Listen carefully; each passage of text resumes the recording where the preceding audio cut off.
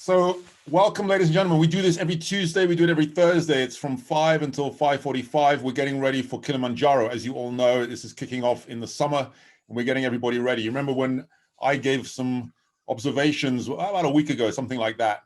And if you were here, I was talking about, I had these frameworks that I was saying you really need to get your head around. You need to embrace. You need to understand, you just have a sense of values. What are your values? I said mine were compassion, excellence, respect. I talked about the ability to take feedback. Super important, something that took me a long time to figure out. I'm not even sure I'm that great at taking feedback now, but it's something you got to get your head around. Give yourself big, hairy, audacious goals. That was another thing that we said, the bigger, the better. Got to figure out how to make them work, but that's the thing. You need to get your BHAG, your big, hairy, audacious goals right. You need to take calculated risks, step outside your comfort zone, learn to stand up and present your ideas, do your 10,000 hours. Ask yourself, will this make the boat go faster? Lift as you climb. Prepare yourself to change the world because nothing's impossible. All of these things, these things don't happen by accident. Some people are better at this stuff than others, and everyone who figures this out has a framework. They don't just get up in the morning and then just wander into the day. They've got it figured out. They've written some notes. They've planned it out. The day doesn't happen by accident. And there are a few people who are brilliant at doing this. And one of these people is my friend. He's one of my closest friends, one of my best friends. He's my business partner. We built a couple of businesses together. We've been working together for almost 20 years. His name's Robert Gardner. And I can tell you, this guy is incredible when it comes to frameworks and the whole business of aims and goals and how to get there and passion and purpose. There's no one better. So if you're here tonight, I promise you're in for a treat. Rob, welcome. Thanks so much for joining us. Good evening. Look, great to be on, Darren. And not that you picked me up too much, but dude, we're gonna mix it up this evening. So listen, I know you've got some thoughts you want to share, and we're gonna take some Q&A as well. So by the way, ladies and gentlemen, in the Q&A, please, if you're loving it, put it in the chat. But if you've got a question, stick it in the Q&A, and we'll pick those questions up. We'll try and leave some time for that at the end. But Rob, love to just maybe hear a little bit about you, your job, what you do, what you're doing in the industry. Let's do a quick intro about who you are. Yeah, well, look, good evening. My kind of day job is I'm Director of Investments at St. James's Place Wealth Management, which means I'm responsible for investing the money of over 800,000 people in the UK and around the world. And that means I get to invest 130 billion pounds on their behalf. And our goal is pretty simple, really, to deliver financial well-being in a world worth living in. So we need to help make sure they have enough money that when they retire, they can live comfortably. And at the same time, make sure that their money can be used as a force for good, whether it's tackling environmental, social, or governance issues. And I'm also an executive director on the board, so responsible alongside my colleagues for running the whole company.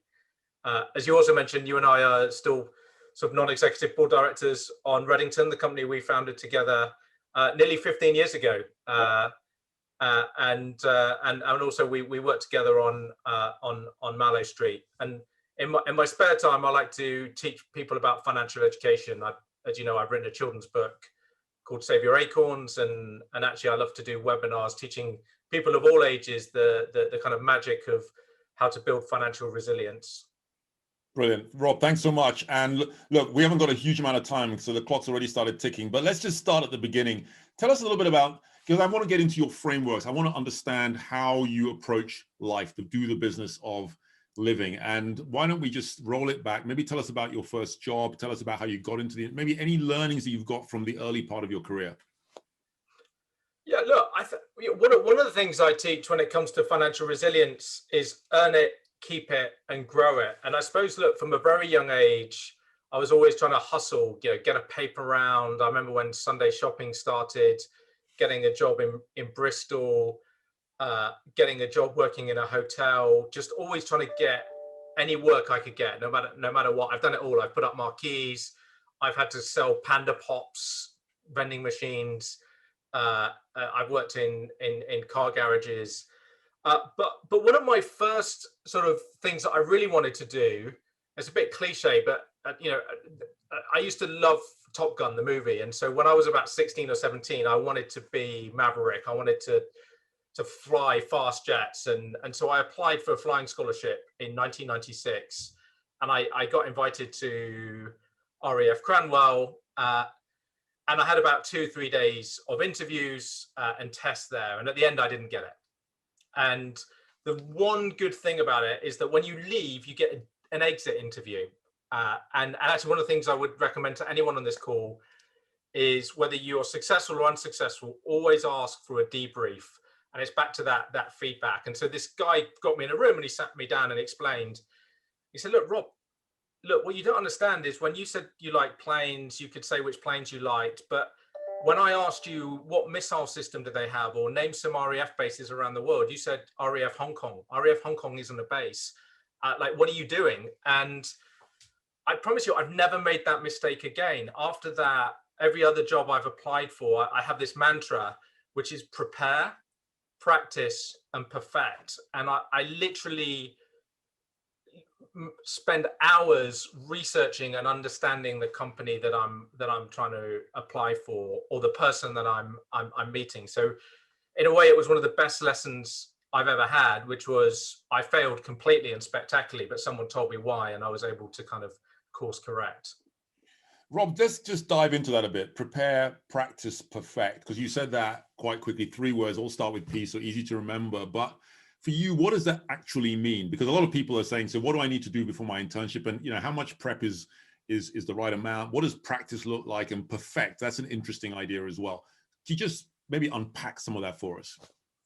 Yeah, look, so I suppose, people might think, well, if you entered the London Marathon, you prepare for it, you'd get the map, you'd come up with a training schedule, and you'd say, okay, I'll do my 5K runs and 10K runs, a few half marathons, all the rest. And then you actually go out and practice it. And then as you practice more and more, you kind of start to perfect things. You might even go the day before to go lay it out and check it out. And so if ever I'm doing anything important, if I've got a big speech or a big preparation, a big presentation to give, I make sure that I follow all of those things. So I prepare, I begin with the end in mind. I think, what's the end result that I want? What impact do I want to have? Then I figure out how much practice can I put in to make it really good. And then the perfect bit is you go back one more time and go, okay, well, how do I take this from good to great? Now, you don't always have enough time to do those things. So you maybe sort of calibrate it up and down. But sometimes I only have 5 minutes and it's just in the elevator and I'm going up in the elevator and I just mentally go prepare, practice, perfect. So just what am I going to do? So if I was, let's say, coming into interview, I knew I had an interview with you, Dawid, I would think, okay, I've got an interview with Dawid. When is it? How long do I have? What do I want to know about Dawid? What do I want him to know about me? Practice. What are my key messages? Here's my prepare, practice, perfect for today. I've written down what are the things I want to get across. So mental mind map, however you like to take notes, and then perfect it. You might just want to role rehearse it and make sure you get across those 3 points. Depending on the scale of what you're doing, you can obviously invest more or less time.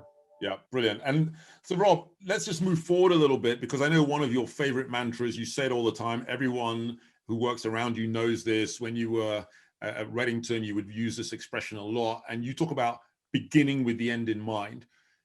Help us, what do you mean when you say begin with the end in mind? It's easy to say, it's easy to remember, but what does it actually mean? And then maybe fold in your next stage, which maybe DB99. What is DB99? How did that come about? And is there anything in there that you can kind of unpack for us? Well, so I suppose in order to prepare, you need to begin with the end in mind. So if I want to run a 4-hour marathon, that's my end in mind.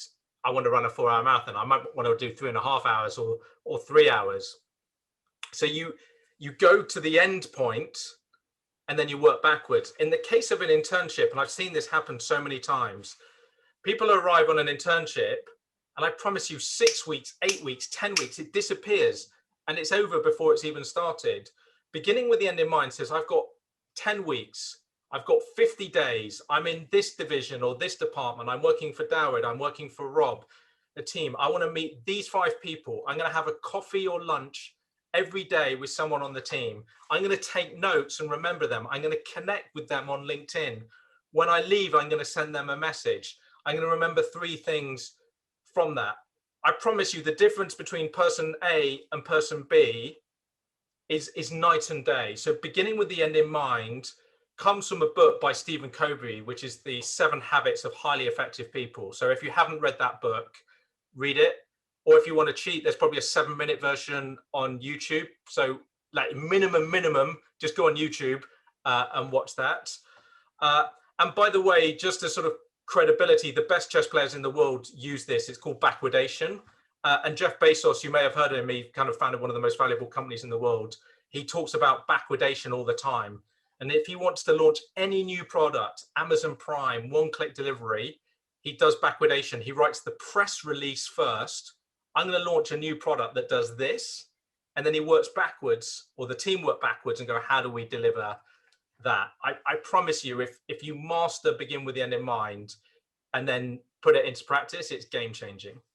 Yeah, and I know, Rob, you do this all the time, and and the nice thing about it is that it means that when you start going off on down rabbit warrens, and people want to drag you off down other directions, because you know where you're trying to get to, you don't deviate off the track and start doing other things. Because actually, I mean, maybe Rob, just talk about this very quickly. The ability to execute, I think, is what marks out the small number of people who are highly successful from pretty much everybody else. I mean, talk about execution and getting stuff done. Yeah, so look, execution is key by definition. That's almost the practice bit or habit. So that someone's asked another great book, so definitely 7 Habits of Highly Effective People, but Atomic Habits by James Clear. Atomic Habits by James Clear. And what he says is there's no point in having a plan unless you have the habits to get there. So there's no point in writing begin with the end in mind unless you put it in place. So a habit might be, I'm going to save a little bit of my money every week. A habit is I'm going to get up and do 10 minutes of meditation before I go to work. Or a habit might be I'm going to walk from the train station to the office just to kind of cool my head. So life is just a series of good decisions and habits over time. So really understanding the science of habits is crucial. And the habits are what enables you to execute on any plan. So the begin with the end in mind gives you the plan. The habits gives you the ability to execute and implement. And look, at the end of the day, writing stuff down on paper and just having a to-do list and a priority framework, these are the ways that you make sure that you stay on point and get whatever you want to get done. And one of the things, Rob, that you are very well known for is taking notes, right? You take notes from, I don't think I've ever been in a meeting with you, and you and I have been in hundreds of meetings together. I think you and I first met 8th floor of Merrill Lynch, 2003. And I think you were about to fly to Bangladesh, if I remember rightly, but you were making notes from the very first time I met you. You've always made notes. You've always written it down. Is that something that you'd recommend? Well, it's worked for me. I still have those notebooks from 2003, and I still have my A-level revision notes, and I still have my GCSE results, and I have every notebook I've ever taken. Yeah, and I know when I talk to you, you'll just grab a notebook. You go, let me check, and then it's always written down somewhere. Everything's written down. No, absolutely. Look, the power of it. I mean, now I do a lot on Apple Notes or Evernote, so it's easier to call it back or search for it. But I find for me, the process of writing it down is almost like I record it in my brain. That the other thing is if you study, you get taught the Cornell technique, which is you read an essay or you read a paper and you kind of summarize and bring out the key things. So the act of writing it down forces you to pull out the salient points and remember it. So, I mean, often I write stuff down and I don't ever need to look at it again, but it just helps me capture those key points.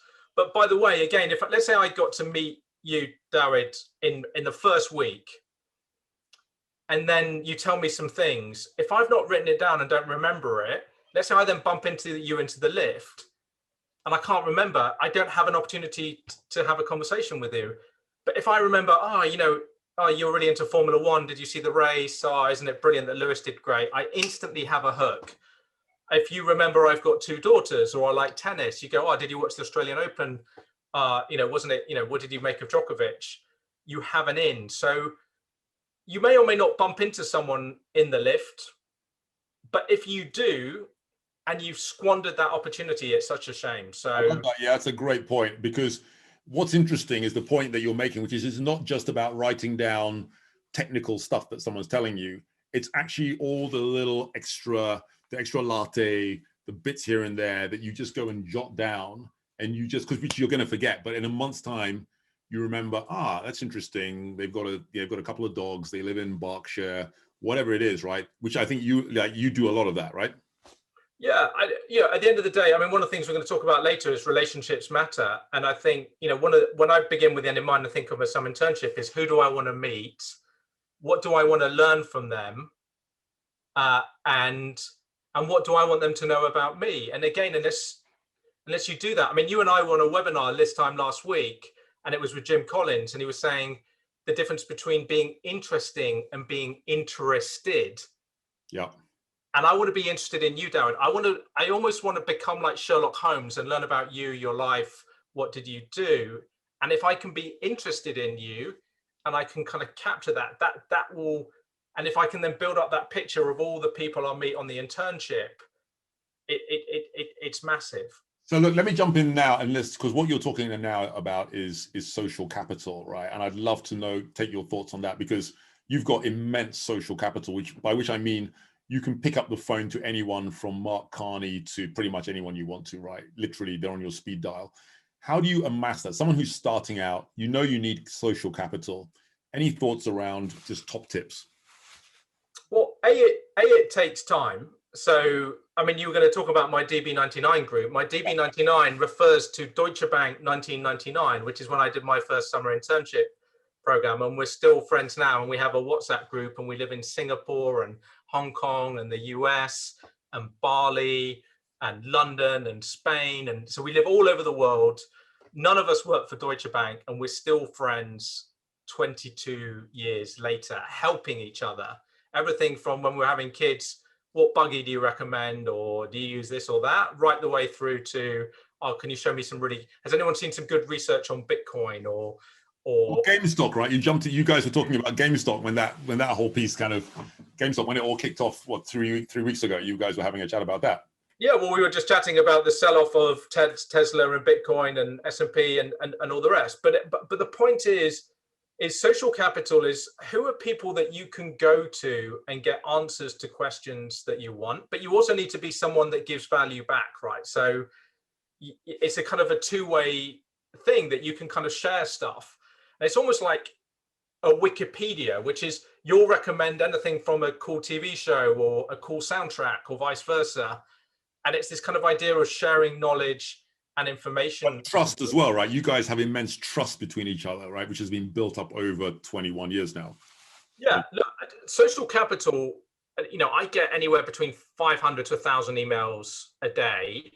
I actually just got an email from Faisal Rafri, and he says, look, I don't often bother you, Rob, but can you call me? But because there's trust and social capital there, I'm like, yeah, I'm going to make time to give you a call and understand what you're doing. Whereas if there's someone random emails me, which I get lots of random people email me, I'm just going to, I just don't have time to call or respond to everyone. Yeah. I think the point is that when I do a talk at, schools or to graduates, I say there are 3 forms of capital that you need to build. And normally people think about financial capital. So, you start your savings, you invest it, and you grow it.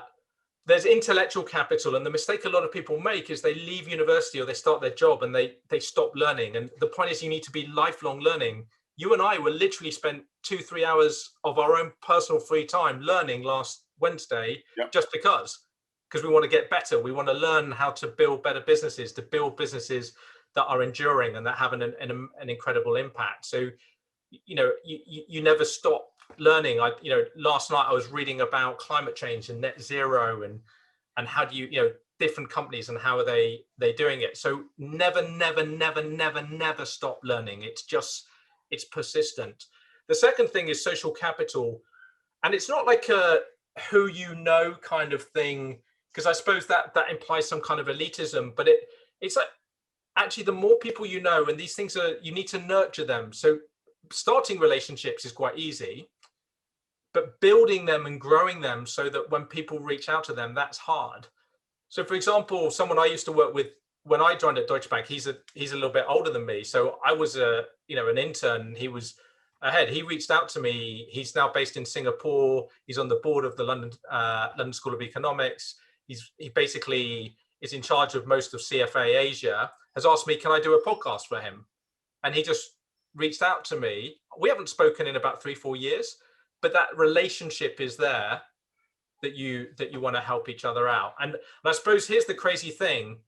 In 1999, I never imagined what 2021 would look like, but I'm still friends with DB99. So I think the so what for everyone on this call is, there's probably a WhatsApp group that you guys can all connect with and still be in touch with and help and support each other as you kind of go through the next 5, 10, 20 years of your career.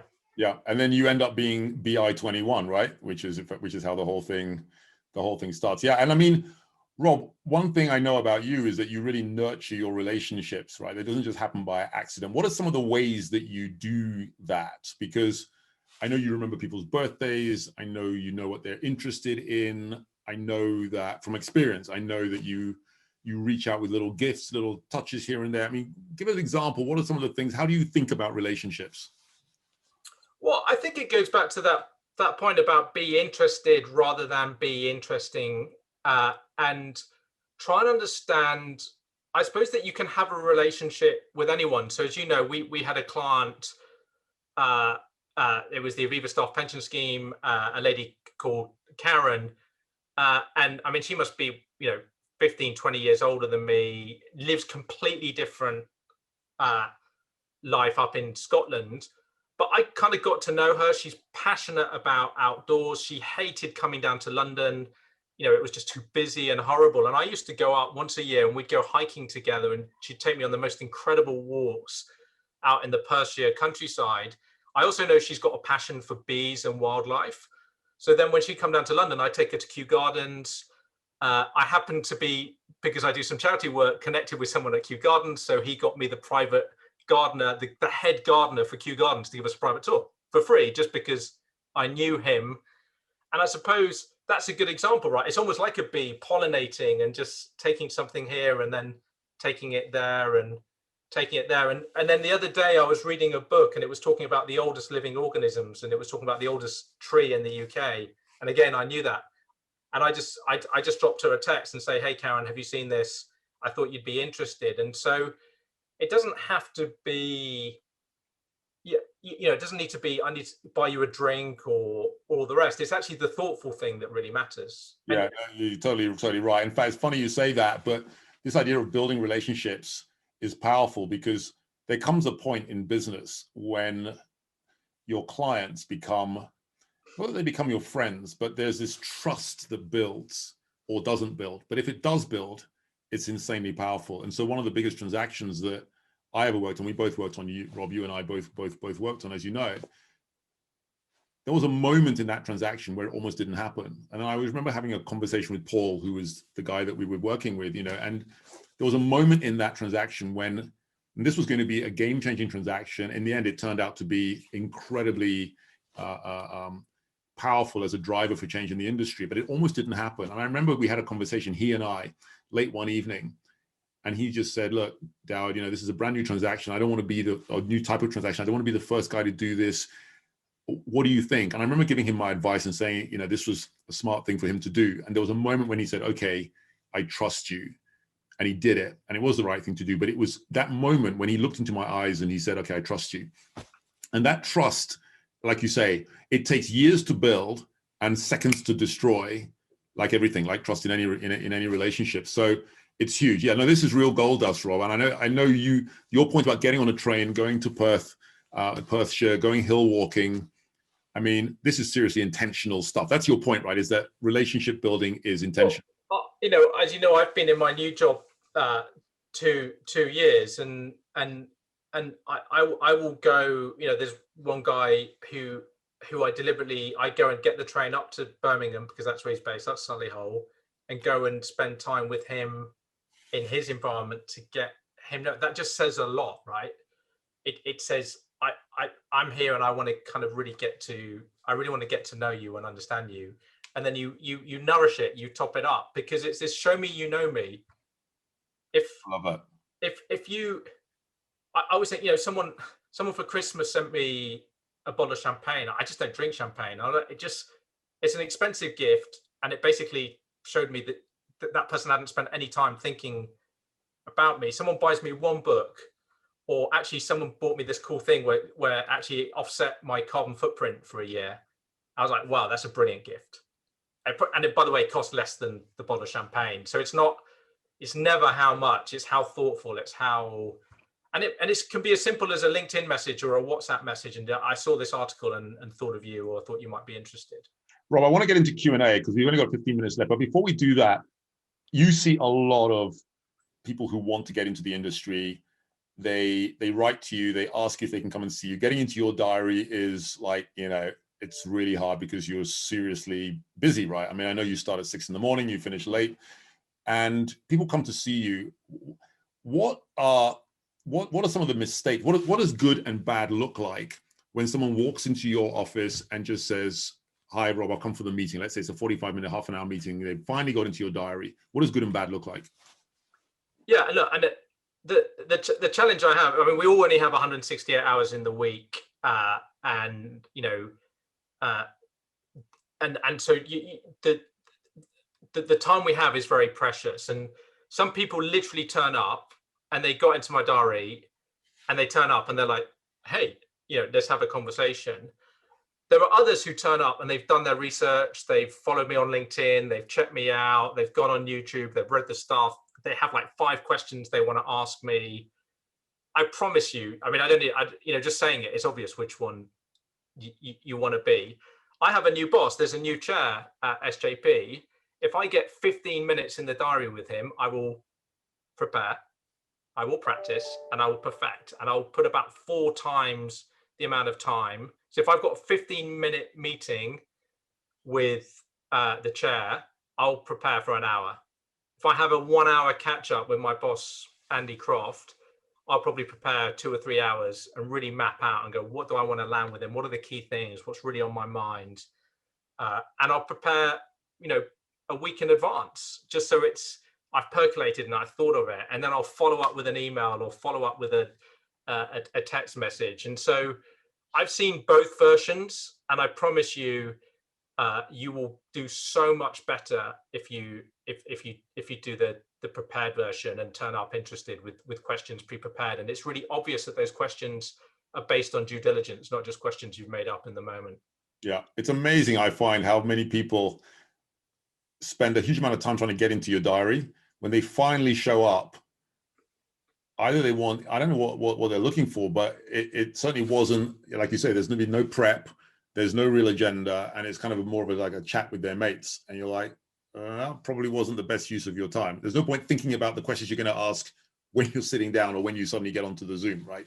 So no, I couldn't agree with you more. Listen, Rob, let's go to some Q&A, because that's been utterly brilliant, but let's get in here. So Adam asks a question that keeps coming up, Rob, and I don't know whether you can identify with this. I certainly can. I've been here. How can I deal with nervousness during the interview? Because it makes me lose myself and I forget important points I'm supposed to deliver. So this question comes up, like nerves. Is there something in prep helps deal with that? Yeah, absolutely. I think, look, a couple of things. I used to hate public speaking, and I used to, at school, force myself to read in assembly at school. And I remember doing that. Like, even now, you'd be forced to sit next to the headmaster, the deputy head, and you'd be in front of 500 other kids. And you'd have to get up and read a passage from the Bible, and my knees would be knocking and my voice would go. And it would come around every 4 weeks, and I'd put my hand up, and I promise you, I hated it. It'd be like, there's an expression called eat the frog, which is do the thing that you hate most first. What's the frog? And just eat it.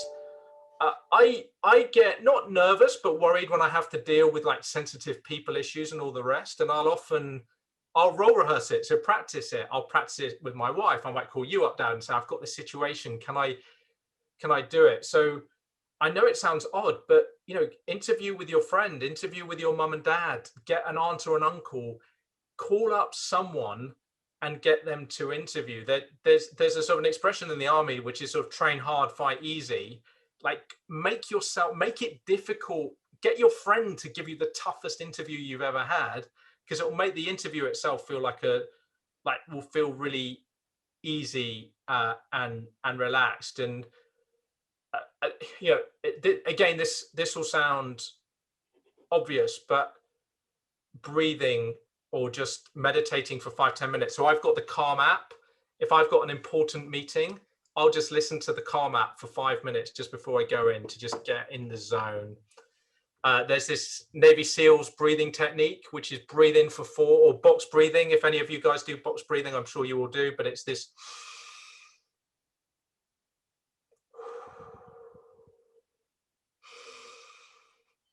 And you do that like 10 times, it will calm you down. But if you've prepared your nerves, look, I mean, nerves will always be there. And by the way, nerves are good. It's just a little bit of nerves gives you that edge. It gives you that little bit of bound. Like Djokovic gets nervous, Nadal gets nervous, Lewis Hamilton gets nervous. So it's about having the right level of nerves. But if you've prepared, it will stop it overwhelming you and driving anxiety, which is what you don't want. And use meditation and breathing to kind of bring you right into the zone. Yeah, and by the way, ladies and gentlemen, isn't it powerful when you hear someone who is as successful as Rob is actually saying, you know what, this is what I do. I get nervous and I find myself in a situation where I have to calm myself down. I use a Calm app and I do breathing techniques. I mean, that's interesting, right? You wouldn't have thought that. You listen to Rob, you're like, here's a guy who never gets nervous. He's just like cool as a cucumber, right? Fascinating to know that everybody gets it. I get it, Rob, everybody gets it. And that in and of itself is a powerful thing. And actually the way I deal with this stuff, if I'm nervous, and I get nervous, a lot, if I have to deliver a big talk or maybe if I haven't prepared or whatever, as much as I should have done, I tell myself, you've done this before. And the more you do it, and the more each time you get through it, the more your brain says, you know what, you've done this before. This isn't the first time you've done this thing. You did it last time, you can do it again. And of course, the more you prepare, the more you practice, the more that becomes the case. Okay, let's take another question. And so here's a question. Look, I'm just going to throw these questions at you, Rob. As an intern, how do you come across as genuine when getting to know senior members of the organization? And what's the difference between an intern who is genuine? So maybe authentic. So I guess this question about being authentic and showing up as authentic and not trying too hard because you're like, I've got to try and I've got to present the right picture. How do you deal with that? Well, absolutely be authentic, be yourself. I'll give you, I remember when I was at Deutsche Bank and I moved roles and I took on a sales job, and this guy gave me all the banks and building societies in the UK, and he gave me 40, they're called ISDAs and CSAs. He said, look, here are them, call them all up. And he says, look, by the way, I've created this spreadsheet and it links to Bloomberg and it's got everyone's name on it and what football club they support. And it pulls in the live scores and the football. And then what you can do is you can call up and say, oh, hey, Andy, I see Southampton won or lost on the weekend, and have a chat. I'm like, I do not like football. I can barely name like 5 footballers who play football right now in the UK. So like football is just not my thing. I was like 22, 23 years old. And I remember saying to myself, that is not me. That is not how I'm going to be a successful salesperson. This is how I'm going to be a successful salesperson. And if people like it, they like it. And if they don't, they don't. When I took on my new job at SJP, I wrote to myself, I'll only take on this job if I can be authentic to myself, if I can do the stuff that matters to me. And if I have to compromise on that, I won't do that. So the over-preparedness is about being interested in the other person rather than trying to pretend that you're someone that you're not.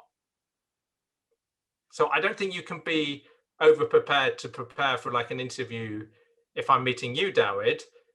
But what I don't do is spend lots of time thinking about what information I want to tell you about me.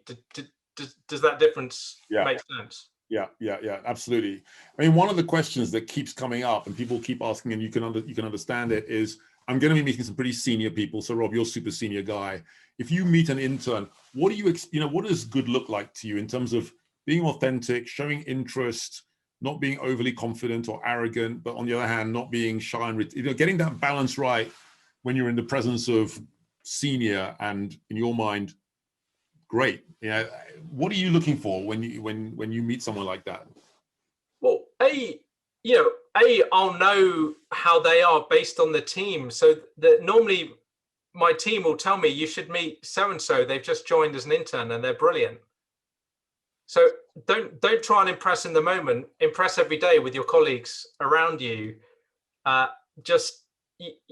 Normally I know before they even know, And that's why it gets in my diary, because someone on my team will say, look, Rob, we've just got this new apprentice who's just joined us. Could you spend 15 minutes or half an hour with them? It would mean a lot to them. It would mean a lot to me. And I'm like, yeah, sure. And they go, what do you? So I'm already prepared. That's the really interesting thing. So the signal has already bubbled through, because you've made an impact on the team or the desk that you're in. You've come in and you've got to know the 4 or 5 people. When, you know, hopefully COVID all goes and we sit next to each other and all the rest, that you've come in and you've been friendly, you've been interested. When someone's given you a task, you've under promised and over delivered, and all of the rest. And that's just there. And just someone senior, when they meet you, will just say, hey, who are you? Good to meet you. How's it going? What are you learning? Who are you sitting with? As long as you can answer those questions, you'll be fine. I mean, Rob, one of the things you and I have always talked about, and you and I both love as a framework for living, is marginal gains. And maybe let's talk about that a little bit, because one of the things about you I've always known, and you know, a lot of people know about you, is that you're always slightly ahead of the curve, right? So you've thought about it a bit quicker than most people. You're just there ahead, and you're not like there like weeks before, but just a bit ahead. But it matters, right? It all starts to add up. How does marginal gains work in the whole world of work and making decisions? And just, you get up in the morning, what does a day full of marginal gains look like for you? Well, I think it is anticipation. It is this, you've got to be semi Jason Bourne-like. So in the first Jason Bourne, he gets caught in a building and they're all coming in to get him. And he looks, and on the wall, there's a map. And he rips the map off and he looks at it and he's figuring out how to get out of the building. Your job from the moment you arrive is to build a social map of the team or the desk that you're on. You will be assigned to someone who looks after you. Learn about that person. You will be working with 3 or 4 people immediately around you. Learn about them. Become Sherlock Holmes. Be interested in them. Then go up a level from them. Who do they work with? What social? Try and build a social map of the division that's going on, and figure out what's going on. Again, my advice to everyone is, if you ask people for help, and if you say, look, can I grab coffee or lunch? So for me, it would just be, I will set myself the goal of having lunch with every single person in the division over the course of a 5-6 week internship. Love that. Let's say that again, Rob, just so everybody gets that. Guys, listen to this stuff, okay? You're getting gold dust stuff here. So Rob, just talk through what that looks like. Well, it'll be, okay, so, you know, in my team, there's 150 people. Or let's say in London, there's 30 people. So let's, you know, I think across the 2 teams I run, we're taking 6 interns. Would be, okay, I'm here for 6 weeks. That's 30 days. I'm going to have lunch with someone different every day. And every night, the day before, I'm going to prepare for my lunch with James or Sarah or Sue or Leslie or Alex or whoever, and then I'm going to come back interested, and I'm going to learn, and I'm going to collate it, and I'm going to build a picture of what is this team, what is this company, what makes it tick, what are their values, is this place for me? By the way, the most important thing you can do from an internship, it's okay to come away from it and say, actually, this company isn't for me. Yeah, I love that. Yeah. That's a very fair point. But at least have given yourself the best option, the best chance of being able to make that decision. Because you're right, most people default. It's lunchtime, and you just kind of go out and sit by yourself. Or call your mates, or WhatsApp your mates, or just go and listen to Spotify for 15 minutes or half an hour. So you just squandered it, right? I mean, Rob, talk about squandering opportunities. What does that look like? Do you ever see that where you're just like, this is such an opportunity, why squander it? So maybe what advice would you give to everybody watching here, how not to squander that 6 weeks that you've got? Squandering it is, you turn up with 6 weeks without a game plan, you go through and it's ended without you really knowing, you haven't built any relationships, you don't really have a clear understanding of the culture and how it works. The opposite is, you've turned up, you're already following this company on LinkedIn, on Instagram, on Twitter. You've actually already reached out to the person. Maybe you've reached out and say, what team am I going to be? Who are going to be there? Can I connect with them on LinkedIn? You've asked yourself, what do I want to know? What do I want to be known for? What do I want to figure out? and you've set yourself the goal of, I'll have lunch every day with someone. I mean, you just heard my girls just crying downstairs, but we have like she's got to do guitar every day. She's got to do this every day. It's actually, life is not that simple. It's not that hard. It's just a series of habits and to-do lists that you have to do every day. But most people don't realize it. And look, the reality is going out for beers after work is good. I mean, whether that happens again or not by the summer, but it's less kind of deliberate. It's an and or an or. It's not the same as going, I've literally mapped out that I want to go and have lunch with everyone. And by the way, I would be amazed if any of the companies that you're going to work for or any of the teams wouldn't be prepared. They might say, I can't do it today, and that's the problem. Let's say my diary, it's booked in advance. So if you probably want to get in my diary, you want to get in right at the beginning, because my diary is normally fully booked for 6 weeks. So you kind of want to map it out and start to fill in that diary within the first week of starting your internship. Brilliant, Rob. This is really good stuff. Just as we come up to the close, one of the questions that people ask is, well, how do I provide value as an intern? I mean, I don't know anything. I've just come into this place. Everybody knows more than me. There's some sense that I need to be providing, quote, value, but what does it, I don't even know what value looks like. How could I be valuable without appearing to be, nosy or like, just a pain? What would you say looks like, sensible, helpful behavior for someone who's just coming in? Look, when it is difficult. It's a little bit like being a waiter or a waitress, which is, we've all been to a restaurant where you've got a brilliant waiter or waitress who is attentive, appears just at the right time. And we've all had the opposite, an annoying waiter or waitress who either is not there and you can't get the menu and you can't pay when you want to go leave, or is like hassling you every 5 minutes. How's the food, sir? Or do you want another drink? And you literally just got a drink 5 minutes ago. So the problem is, it is a bit of an art form and it requires some judgment. Can I give a really powerful tip? If it were me, I would print off a calendar, a week by week calendar. I would map out all of my lunches, all of my coffees. Every night I would go home and I would say, what went well today and what didn't go so well. Every Sunday night, I would sit down and I would review the week before. What did I learn? Who did I meet? Who haven't I met? What do I want to do differently? What do I need to figure out? Is it Power BI? Is it how Bloomberg works? Is it a report on equity investing? Whatever it is, and then plan it for the next week, and then do the same. And then every day that week, for 5 minutes at the end of the day, just review, how did that day go? What worked? What didn't? End of the week, what worked? What didn't? What am I going to plan for the next week? I promise you, if you do that, I would be amazed if you don't have a guaranteed internship at the end of it. The sad thing is, there are 200 of you on this, and I know with only less than 10% of you will follow that advice. On that note, Rob, utterly brilliant, just jam-packed with gold dust and with top tips. If you go through that, and by the way, this is recorded, so you can go through it and you can write it all down, you're not going to fail. I mean, but the reality is exactly as Rob says, not everyone will do that. A whole bunch of people will listen to it, think they'll do it, but then they actually won't. So thank you very much indeed, Rob. I tell you what would be great. You know what? Can you just pop your LinkedIn link into the chat before we close out? Maybe do a copy paste in there, and I'll do the same thing. And I know you guys, I should have done this before, but if you then want to link in with either Rob or myself, please do. And yeah, feel free to reach out and ask us questions. We'll definitely be there to help.